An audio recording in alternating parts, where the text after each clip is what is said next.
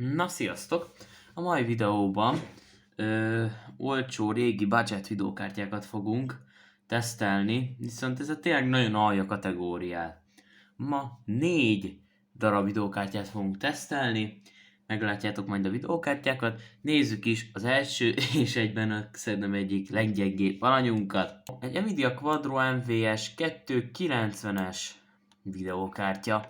Ennek van 256 MB DDR2-es V-memóriája, 64 bites buszon, 4 drop 8 TMU, és a G86 203-as Gold névre hallgató GPU van benne.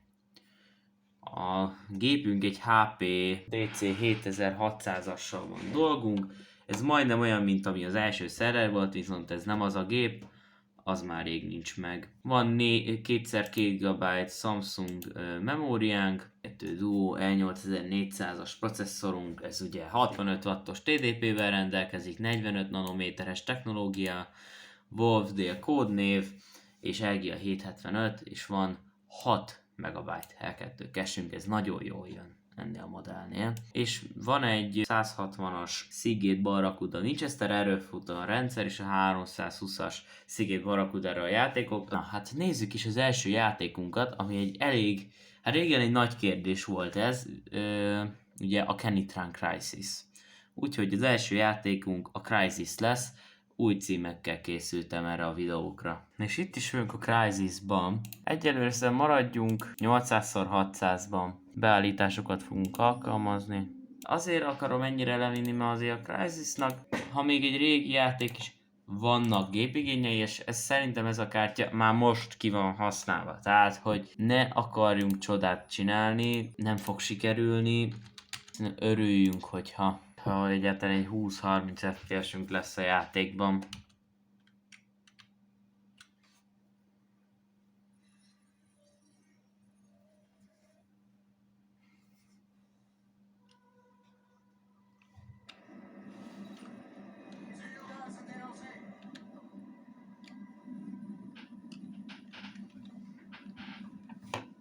Hát eddig ilyen, 30-40 FPS, ez nem lesz magasabb, mivel a 256 MB V memóriába 247 ki van használva, és szét van hajtva ez a videókártya gyakorlatilag. 30 FPS-ünk van azért. Ja, tényleg, aki nem ismerné, ugye aki még nem folyamatos néző és nézett még ilyet életében,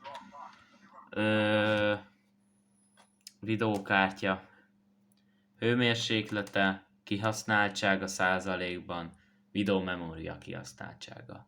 Processzorunk, hőmérséklet, kihasználtság százalékban, órajel, memória, kihasználtsága megadva megabájtban.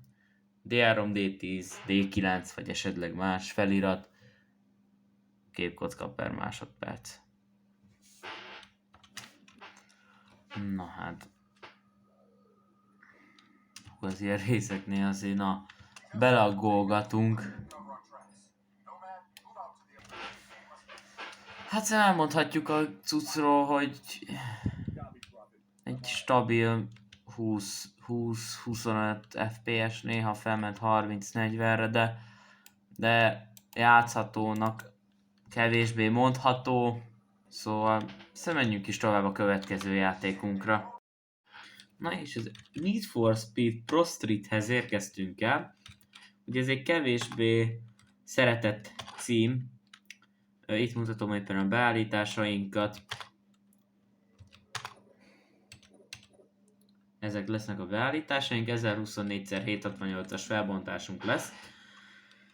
Szóval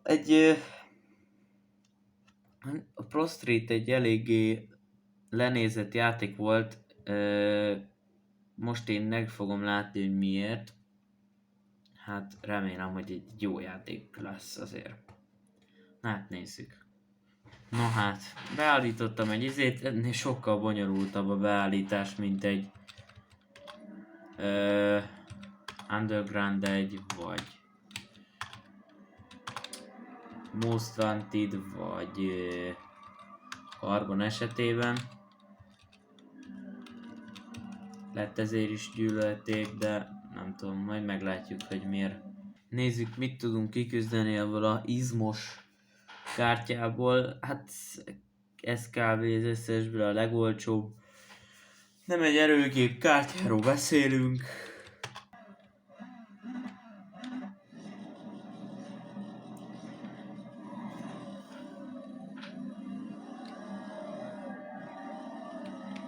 Na hát, az az irányítási modell elég szar.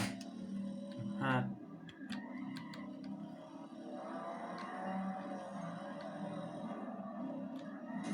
Ennél egy karbonnak sokkal jobb az irányítása, de még az Underground 1-nek is. Nem olyan jó az irányítási modellje, nem egy könnyen irányítható dolog.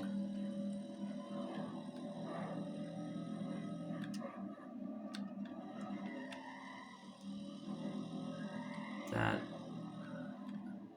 Amúgy a hangok jók benne, tehát jó a Pro Streetben a hangok, azok tényleg jók. És egy Need for... Tehát erre nem ragadnám rá a Need for Speed nevet, mert ez...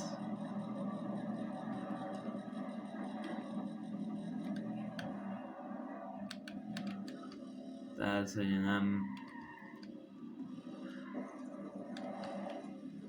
Annyira nem jó tényleg, tehát most már értem, hogy miért mondanak rá mindent.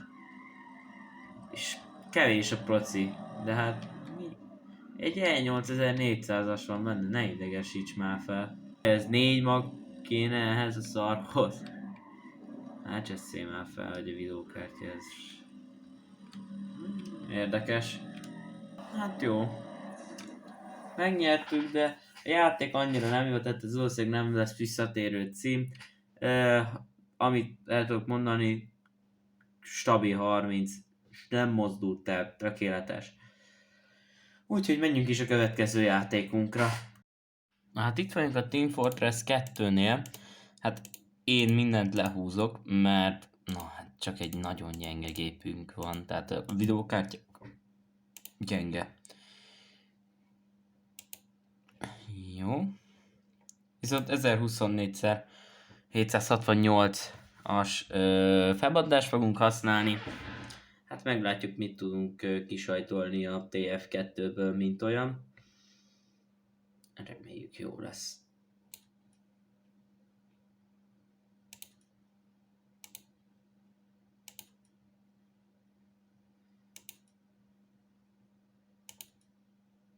Az MVS 290-et igazából azoknak ajánlana, aki nem Crysis-hozni szeretne, hanem mondjuk ilyen egyszerű C1.6-ot biztos viszi, ilyeneket, hogy Underground 1, Underground 2, talán egy Most Wanted még, ami belefér, azt hiszem simán viszi. Crysis-hozni meg se próbálj rajta, inkább szerintem nem volt élvezhető a játék. Ahhoz nyilván egy kicsivel erősebb kártya szükséges. Hát, mondhatni működik.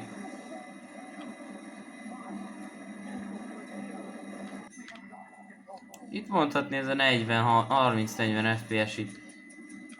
Szóval igen, ez egy játszatóbb dolog. Na mindegy, az a lényeg, hogy Team Fortress 2-zni jól lehet rajta, tehát egy olyan 40-50 FPS megvan, lehetne lejjebb menni 800x600-an is szerintem még élvezhető lenne a játék, és akkor tehát erre a játékra megteszi ez a konfiguráció, tehát ez a kártya elég rá. Nézzük az utolsó játékunkat, a Bioshockot. Mivel a Bioshock nem akart elindulni, ezért pótolásnak egy klasszikust veszünk elő. Itt a csatornán is ugye klasszikusan már rengeteg videóban teszteltünk vele. Half-Life 2. Amúgy nagyon jó dolog tesztelni ez a játék, mert azért meg tud izzasztani ilyen kártyákat. És itt is love, mert igen, nem Root Canal, nézzük. Root Canal azért teszteljük, mert ott egy kicsivel jobban terhelik a kártyát, tehát lehet lőni, stb. Na hát nézzük, hogy mit tud. A következő kártyánk pedig egy AMD Radeon 2400 Pro lesz.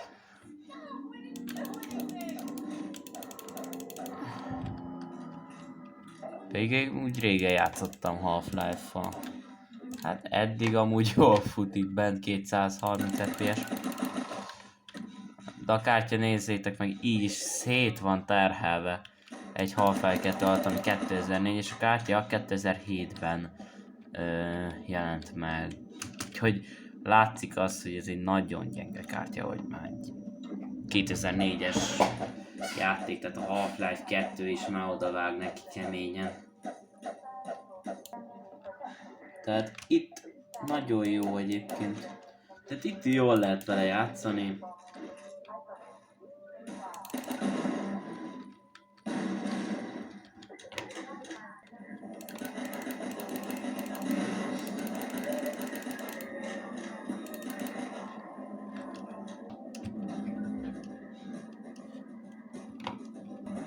Na.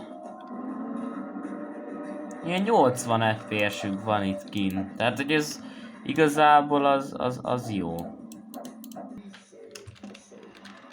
Egyébként a hőfokokról annyit, hogy nyilván a kártya amúgy passzív. Várjatok tőle csodát, és ne is csodálkozzatok azon, hogy 80 fokon van a kártya. Ezt újra de igazából mindegyik kártyát újra pasztáztam, 3-at nemrég, egy héten belül, és az egyiket pedig régebben, az már régebb óta nekem megvan, mint olyan.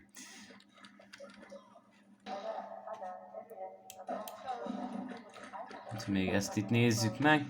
Tehát itt azért stabil 120 FPS tudja, úgyhogy jól megy ennek a gépnek. Tehát, hogy ide jó a kártya, használható. Nyilván off beállításokon vagyunk, de szerintem még a rendes felbontáson is. Tehát natívan is tökéletes lenne. Jó, szerintem a kártya igazából elég jó teljesítmény mutatott. 120-130 FPS, néha 90. Úgyhogy szerintem menjünk a következő kártyára. Na, második kártyának mégsem az AMD kártya lett, hanem GeForce G210. Na nézzük, mint van itt. GT 218-as kódnevű GPU, 512 MB DDR2-es V-memória, viszont itt is 64 bites busz van, 4 ROP 8 TMU, és a gép az maradt ugyanaz. Egyébként voltak problémáim a géppel, tehát hogy volt egy hang probléma, amit most sikerült megoldani, de nem tudom, érdekes dolgokat művel. Tehát ugye megint Crysis-szal kezdünk. Hát nem, azért is folytatjuk a GeForce 210-essel, mivel ez lenne itt a HD 2400 XT Pro, nem tudom mi ez. Tehát, hogy mindig más a dolog, és nem mindig akar működni, tehát például beraktam a gépbe, felraktam a driverét, és utána már nem nagyon akart képet adni, meleg volt, stb. És lehet egy kicsikét lazábban voltak rajta meghúzva a csavarok, ez is már újra van pasztázva. Úgyhogy most meg kicsit ráhúztam a csavarokra, hagytam hűlni, úgyhogy még ez a 210 és még egy kártya után ő lesz a sereghajt, az utolsó kártya, amit tesztelni fogunk. Na, ugye itt is jönk a Crysis-ban. Minden úgy van, ahogy nekünk kell, tehát 800x600, és minden le van nyomva kb.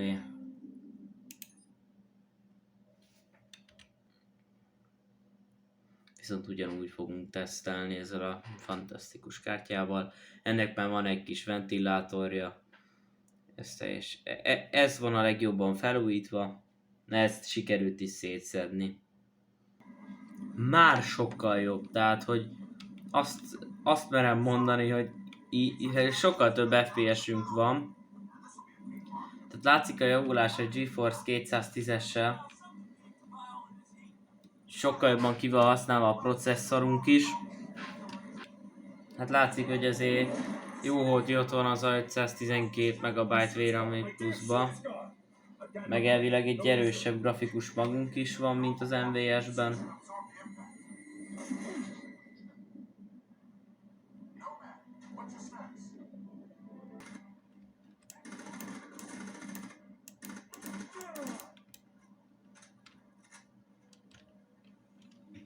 Sokkal jobban fut a játék, sokkal játszhatóbb, tehát hogy Nem ilyen 30 FPS-ünk van maximum, tehát egy ilyen 40-50 FPS-sel el tudunk menni vele.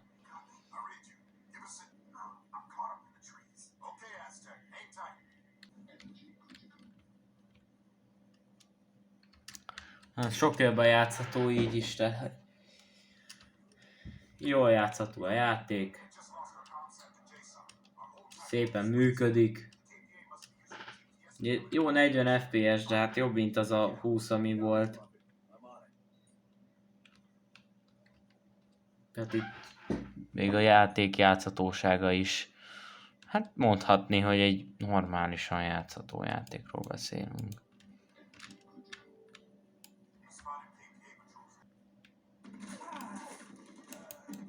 Na mindegy, meghaltam. Viszont sokkal jobb a játék, úgyhogy menjünk a következő játékunkra. Itt is önök az NFS Pro Streetnél, ugyanolyan beállítások vannak.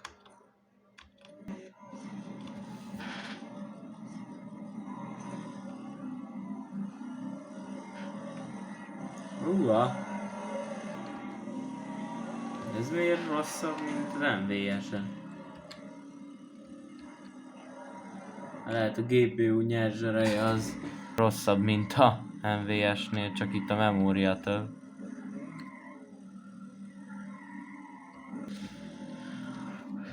Hát igazából itt ugyanazt az eredményt kaptuk, mint a MVS 290-nél. Nézzük is szerintem a Team Fortress 2-t. Na itt is vagyunk a Team Fortress 2-nél. Itt igazából csak annyit várom, egy ilyen 70 FPS-t hozzon, aztán én meg leszek vele elégedve. Ugyanazok a beállításaink vannak. Na nézzük. Belagolt egy kicsit.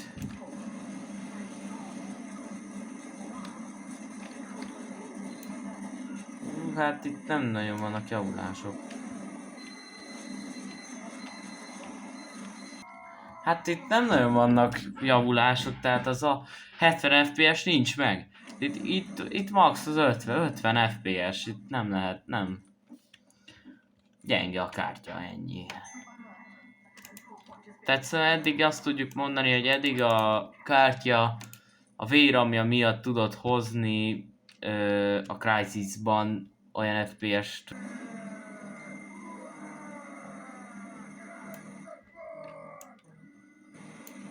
Na hát akkor menjünk a következő játékunkra, a Half-Life 2-re. Na hát a Half-Life átálligatta magát. Jó.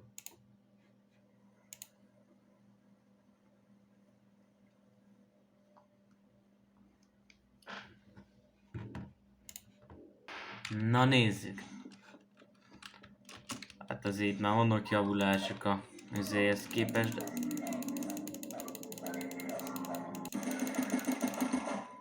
Leesik az FPS, de nem olyan veszélyes. Azért látszik, hogy mennyit fejlődtünk. Na itt nagyon jól kilátszik az, hogy mennyit számít. Tehát a grafikus magja látszik, hogy erősebb a 210-esnek, vagy nem tudom, az MVS 290-nek ugye Studio Driver, amely Quadro MVS, ez meg egy sima mezei izé, lehet azért is, de most jön, itt jön ki igazán, meg a Crysis-on is kijön a különbség a kettő kártya között. Egyébként a következő kártyánk is egy Quadro lesz. Nem tudom, hogy volt-e videóban, mert már egy ideje megvan, de a Quadro 600-ast fogunk tesztelni. Szóval egyébként jól megy a játék, itt sokkal játszhatóbb a játék. Hogyha nagyon olcsón szeretnétek retrozni, vegyetek egy 210-est.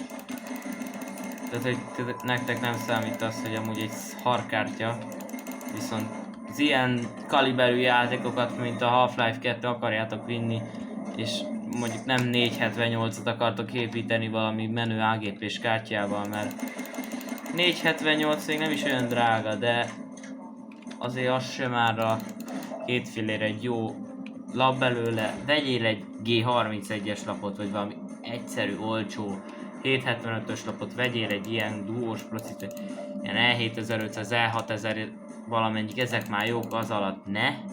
Azok nem olyan jók. És vegyél egy ilyet, meg vegyél egy 2 vagy 4 giga memóriát, mert azt jó van az úgy.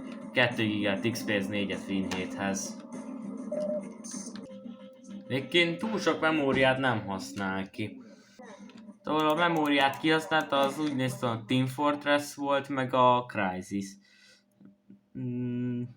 Meg lehet a Pro Street is egy kicsikét csipegetett belőle, de nem tudom.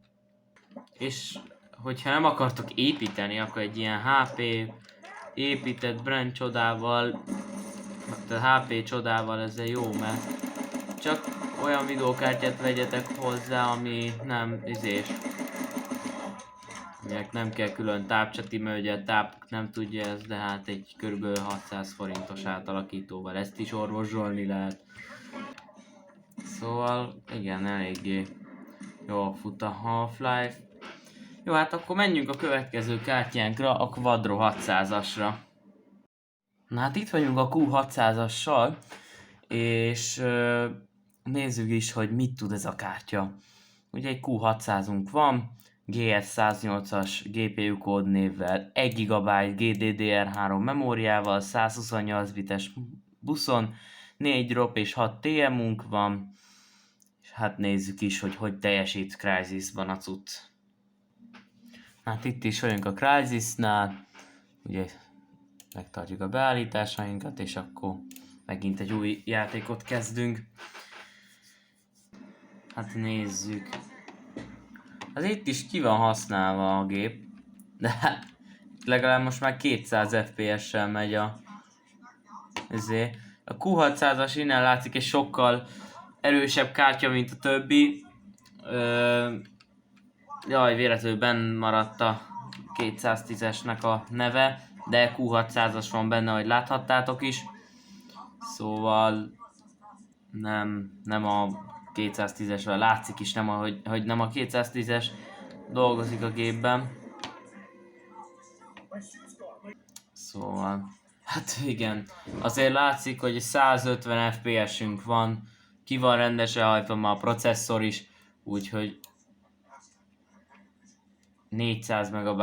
De igen, látszik, hogy azért a Q600-as nem az a gyenge szint, tehát valószínűleg ennél az AMD-s kártyánk is egy gyengébb dolog lesz.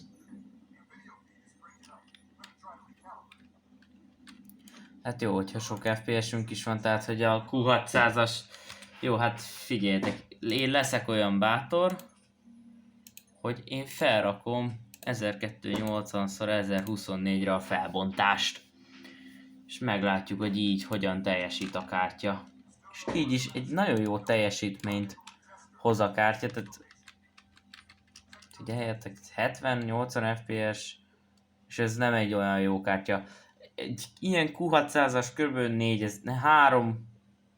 2-3 ezer, vagy ha nagyon drágán veszed 4000 forintért meg lehet venni. És ugyanúgy egy ilyen HP brand gép bőven elég hozzá. Közben fel akar robbanni a gép. Hát igen, a kártya az teljes módon ki van használva, viszont teszi szépen a dolgát, úgyhogy túl sok panaszom nincs. Hát szépen működik, és szerintem még nagyobb beállításokat is meg lehetne próbálni, majd lesz egy Crysis-os összehasonlítás egy-két jobb kártyámmal. Tehát még 96 GT-t összehasonlítani ezzel, még mit lehetne, tehát egy csomó dolgot meg lehetne valósítani, csak hát igen, időből egyre kevesebb van. Most itt bejöttünk az erdőbe 60 FPS, de hát ez így is még bőven játszható dolog. A Crysis nekem tetszik a Crysis, mint olyan, úgyhogy szerintem a Crysis majd fog több tesztembe is szerepelni. De azért szerintem a felvételen is hallani, hogy sükít az a ventilátor a Q600-ason. Na jó, szerintem nézzük tovább a játékainkat, menjünk a Need for Speed Pro Streetre. Na, el is érkeztünk a Need for Speed Pro Streethez. Meglátjuk, nem tudom, hogy mi ez a 30 FPS-es korlát, mindjárt ránézünk. Lehet van valami korlát bekapcsolva. Akkor hát itt is 30 FPS. Vagy valaki, aki régebben Pro Streetezett, azt majd megmondja nekem, hogy lehet, hogy van rajta valami limiter, vagy csak szar a játék. De hát látszik, hogy a Pro Street valamiért 100-ra használja, de az a lényeg, hogy a kártyát alig-alig, úgyhogy ja, itt is a 30 FPS van. Nem annyira jó játék ez. Vissza fogunk majd menni, hiszem a Carbonhoz, meg ezekhez van azok. Szerintem lehet jobban is terhelték a gépet, de nem tudom, szerintem azok jobbak. Ez inkább már látszik, hogy ez jobban a konzolokra készült, tehát ez már jobban a PS3-ra készült, mint mondjuk ez szerintem PS2 már nem volt erő, PS3-ra készült, mint mondjuk egy PC-re. Tehát ez egy konzolos játéknak jó is, meg kontival szerintem könnyen lehetne irányítani, tehát nagy probléma nem lenne vele.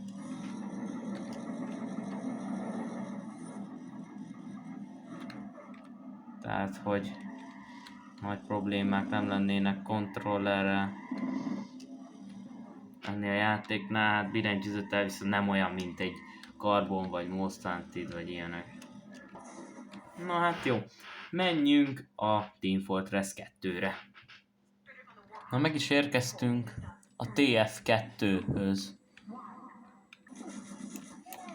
Tehát amúgy nem rossz a TF2-ben, most már azért látszik egyébként a fejlődés. Még itt nem tudom. Itt most veszem azt észre, hogy itt most már kezd fogyni a memória is. Kellene hozzá egy kis mem, aztán jó is lenne. Tehát itt egy jól játszható játékról beszélünk, nem vannak problémáink, jó a játék, szépen fut. És most már elég is az a pár FPS, ami van. Na hát akkor menjünk is a Half-Life 2-re. Na ugye megérkeztünk a Half-Life 2-höz. Ó, hát 300 FPS egyből. Eddig kicsit jobban ki lehet hajtani, és 150, 200 FPS-ek, 300 FPS-ek. Igen, tehát már azért látszik, hogy a Q600-es egy sokkal erősebb kártya. Alig van kihasználva a memóriából is, tehát látszik, hogy ez bírna ez egyébként simán bírja 40-50 FPS-re a fura kiúzott Half-Life 2-t natív felbontásban, tehát hogy ez egy erős, ez egy jó budget retro kártya. Tehát lennének ötleteim arra, hogy például melyik kártya melyik gépbe kerülhetne be, még a AMD-t nem teszteltük le, de hogyha az jól teljesít, akkor lehet, hogy a Budget AM3-as gépbe belerakjuk. És úgy nyomunk egy tesztet, hogy abban mit teljesít. Ahhoz oda mellé raknék egy HDD-t még a játékoknak, tehát egy ilyen kicsit jobban kifulloznánk a Budget AM3-at. Így is ma azért volt rajta fejlesztés a videó óta, bekerült egy új házba.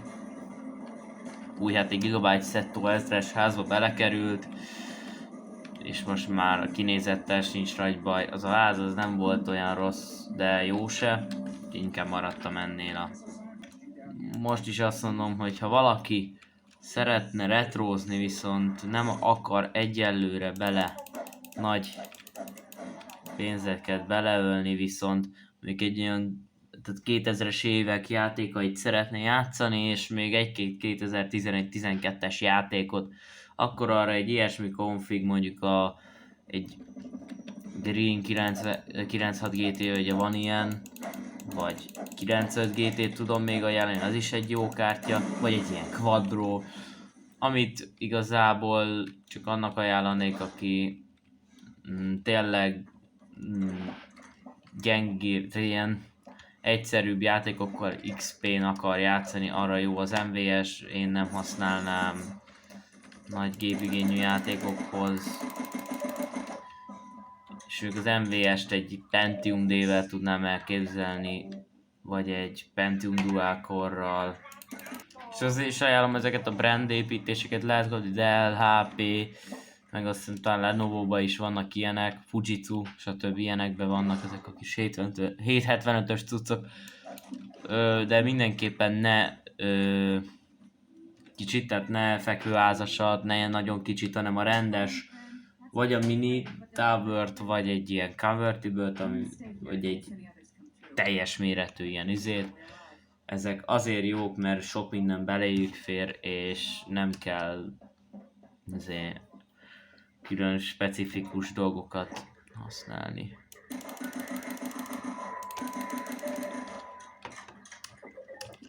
Egyébként lehet, hogy majd ebben tényleg egy 96 GT lesz. Van ilyen szatás, vagy molexes 6 pines átalakító, azt beledobjuk, és akkor igazából meg van oldva a dolog. Na, nézzük a HD 2400 Pro XT, nem tudom micsodát, az utolsót.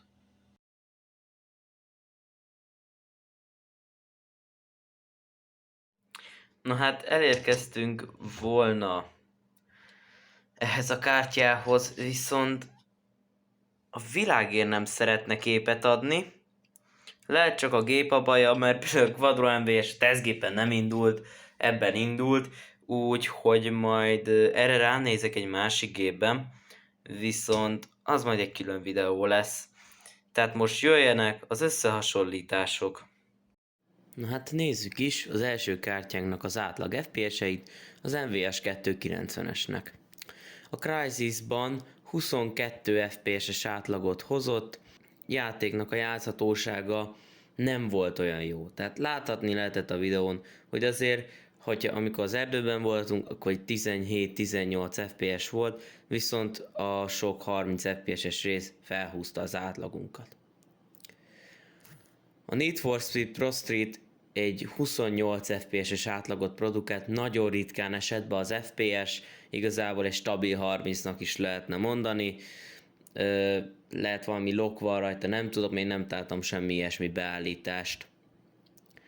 A Team Fortress 2-ben 38 FPS-es átlagot értünk el, nagy részben 40-45 volt, viszont nagyobb izékben leesett 20-22 FPS-re az eredményünk. A Half-Life 2-ben 63 FPS-es átlagot ért el a kártya az MSI Afterburner szerint. Igazából volt, ahol 120 FPS volt, ahol 30-40, volt, ahol 60-70, tehát ez egy eléggé vegyes dolog volt. Na hát a GeForce G210-es az már egy sokkal erősebb kártya volt, Crysisban egy olyan 39 FPS-es átlagot tudott hozni, Need for Speed Pro Streetben 26 FPS-es átlagot, Team Fortress 2-ben egy 50 FPS-es, 50-51 FPS-es átlagot, és Half-Life 2-ben egy 160 FPS-es átlagot volt képes hozni a kártya. Hát a Q600-asnál, ott a Crysis ugye 800x600-ban egy olyan 160 FPS-es átlagot volt képes biztosítani nekünk, tehát 1280x1024-es felbontáson pedig egy 63 FPS-es átlagot volt képes biztosítani, a Need for Speed Pro Streetnél pedig egy stabil 30 FPS volt, sehol nem akadt meg a játék, tökéletesen végig 30 FPS-sel futott. A Team Fortress 2-nél pedig egy 58 FPS-es átlagot képes volt összehozni a gép, Onnan látszott, hogy nagyon limitált memória a gépet, igazából kevés volt a memória a játéknak, így olyan 58 FPS-es átlag még nem is olyan rossz, hogy kevés a RAM. A Half-Life 2-ben pedig 261 FPS-es átlagot tudott a gép biztosítani, amiről én azt gondolom, hogy nagyon jó. Tehát, hogy jó, igaz, le is volt véve a játék, de hát nagyon jó FPS számról beszélünk. Köszönöm, hogy megnéztétek a videót, sziasztok!